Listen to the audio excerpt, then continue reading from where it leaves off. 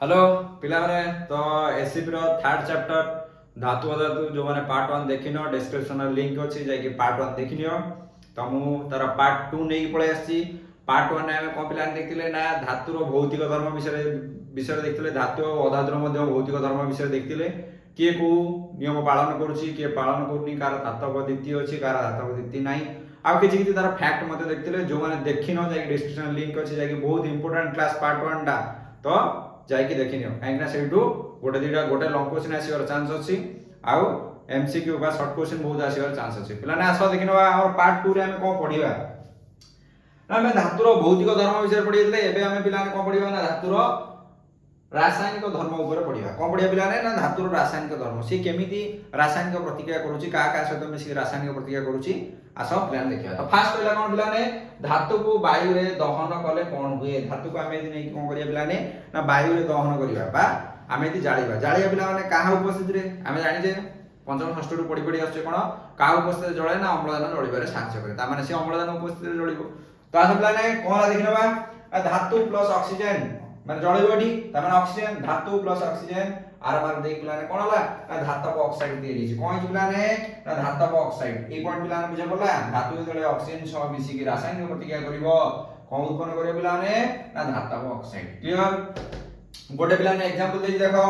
ना 2Cu बा copper plus O2 माने अम्लजान बा ऑक्सीजन कॉपर हला गोटे धातु O2 हला ऑक्सीजन जले कॉपरटा ऑक्सीजन सहित रासायनिक प्रतिक्रिया कला कोन हला पिलाने कॉपर ऑक्साइड प्रस्तुत कराला बा कॉपर ऑक्साइड प्रस्तुत हला बुझा बला नी बेले बेले पिलाने एग्जाम रे क्वेश्चन कोन पते दिए कॉपर ऑक्साइड रो रंग किपरि ना रंग हला कळा तेमे कहबो सर हमें तो जहा को जाळी कळा रंग हबो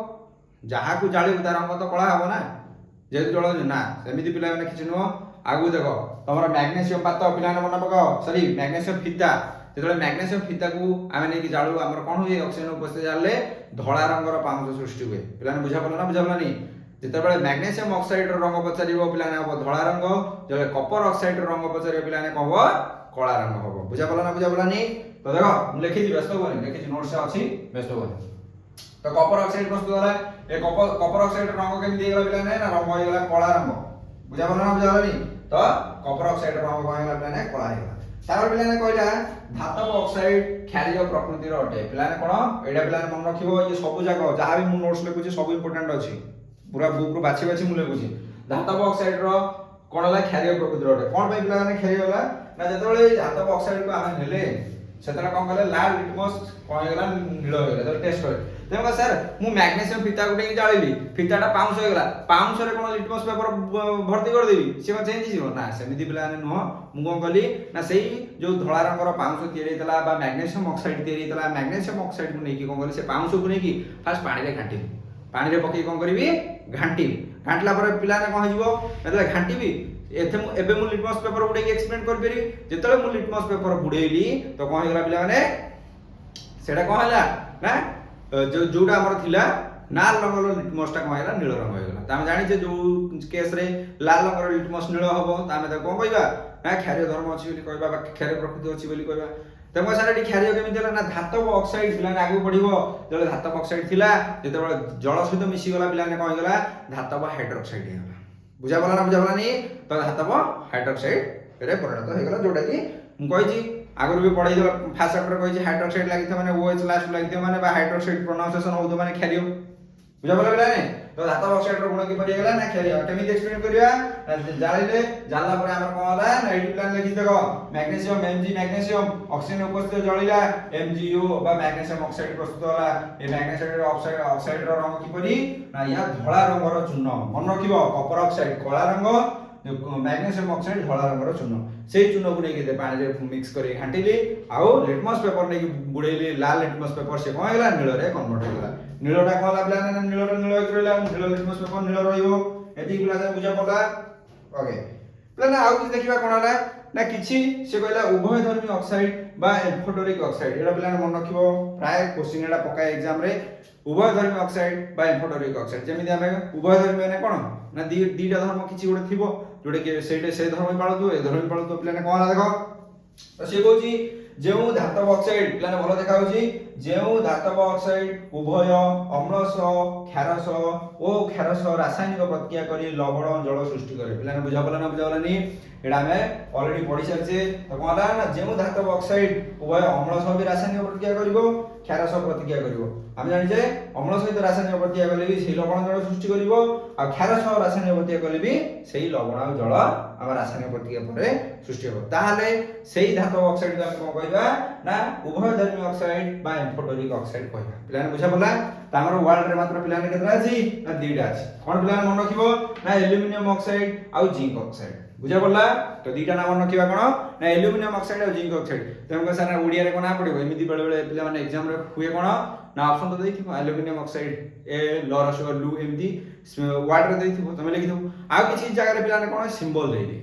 तो वर्ड न देइ पिलाने कोन सिंबल दे देइथिबो तो मु कहया। तो सेति पई सब जगह रे पिलाने देखो मु सिंबल मेंशन करछि। सिंबल भलो भाबरे मन रखिबो एग्जाम पई बहुत इंपोर्टेंट अछि। पिलाने कोन गेला एल्युमिनियम ऑक्साइड रो सिंबल कोन गेला Al2O3 गेला। पिलाने बुझा पड़ला? तापर जिंक ऑक्साइड रो पिलाने कोन गेला ZnO। बुझा पड़ला ना बुझा पड़लानी? मन रखिबो हमरो एम्फोटेरिक ऑक्साइड रो एग्जांपल कहले तमे दबो एल्युमिनियम ऑक्साइड और जिंक ऑक्साइड। क्लियर?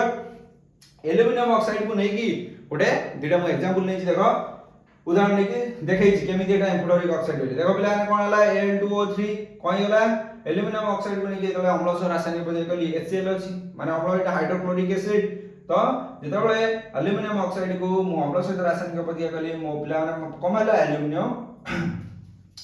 AlCl3 वाला माने कोन एल्युमिनियम क्लोराइड वाला। बुझा पड़ला ना बुझा पड़लानी? तो एडी कोन हला एल्युमिनियम क्लोराइड जो वाला एडा पिला लवण प्लस 3H2O एडी जल मोर वाला। पिला बुझा बुझा पड़ला? ओके। तो पिला नेक्स्ट कोन होला ना Al2O3 को नै की मु कहली क्षार सहित एडी पिला OH लागिस तो कोन पड़ी सोडियम हाइड्रोक्साइड पड़ी तामे क्षारी होबना होबनी। जेतेबेले मु एल्युमिनियम ऑक्साइड को बा धातव ऑक्साइड को नै क्षार सहित रासायनिक प्रतिक्रिया कली मोर कोन वाला पिला देखो सोडियम एल्युमिनेट। मन रखियो पिला ने एटा कोन NaAlO2। बेले बेले एग्जाम रे क्वेश्चन आसीबो सोडियम एल्युमिनेट रो सिंबल कोन पिला ने एडी को लिखिछि बोलो देखो सोडियम एल्युमिनेट NaAlO2। बुझा पड़ला?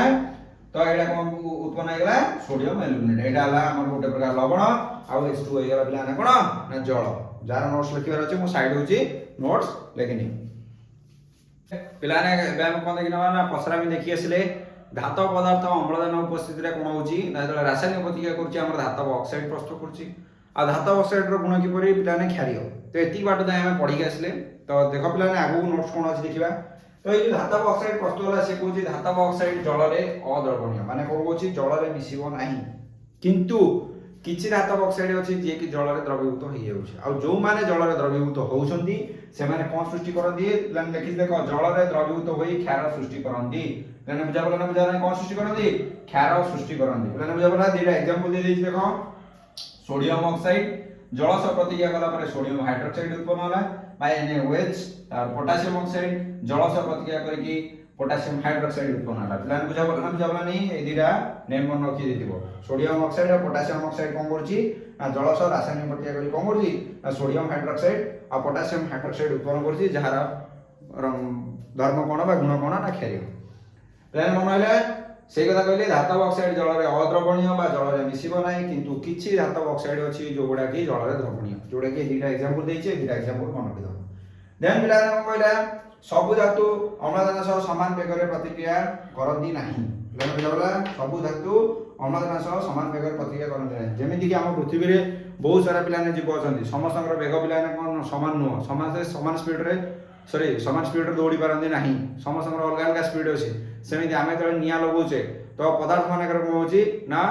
फायर को कैच करिवार पावर समस्तଙ୍କର अलग अछि। जेनि पेट्रोल रे आमे निया लगया संगे संगे फायर कैच कर दो तो संगे संगे जळि जिवो। बुझा पड़ला ना बुझा पड़ला नहीं? किंतु जेतले हम काठ रे निया लगौछि टिके टाइम लागौछि किंतु लुहा रे निया लगले लुहा जळुनी किंतु लुहा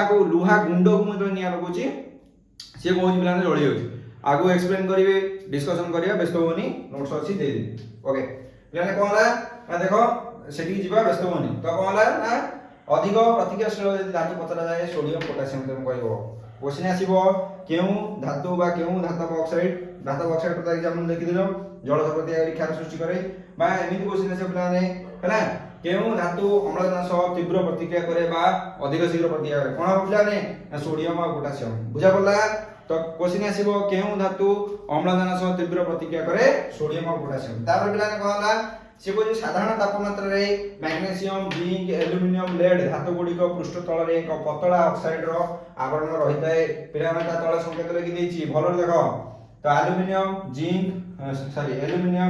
मैग्नीशियम लेड एमान को जालिबा को पिलाने पड़ेनी आमे यदि वायुमंडल नै रखि भी दबा ना वायुमंडल दिबा अम्लजान को एमाने ग्रहण करी कोन करी रासायनिक प्रतिक्रिया करी कोन करिवे ना तांको ऊपर गोटे धातु ऑक्साइड कोटिंग मोडे तयारी कर देबे बुझा पड़ला ना बुझा पड़लानी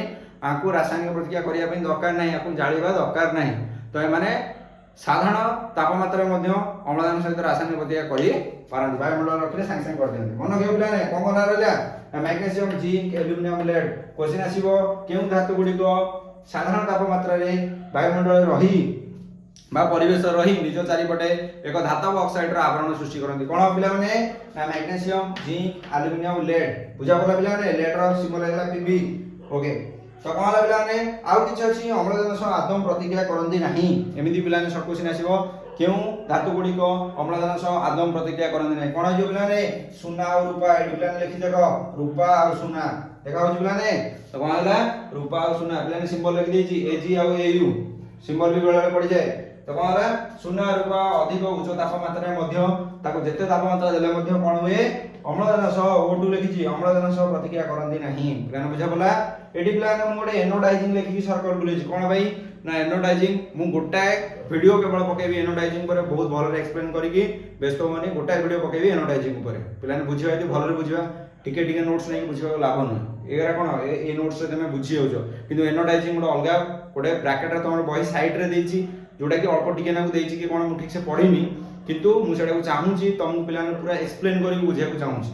तो व्यस्त होनी मु तुम बुझाई देबी तार गोटाए वीडियो लेकी मु आसीबी पिला ने आज क्लास एदिकी तो जो माने भल लागिछि नोट्स लिखि नियो नोट्स बनै नियो आउ प्रिपेयर हो भल रे प्रिपेयर हो पढि नियो।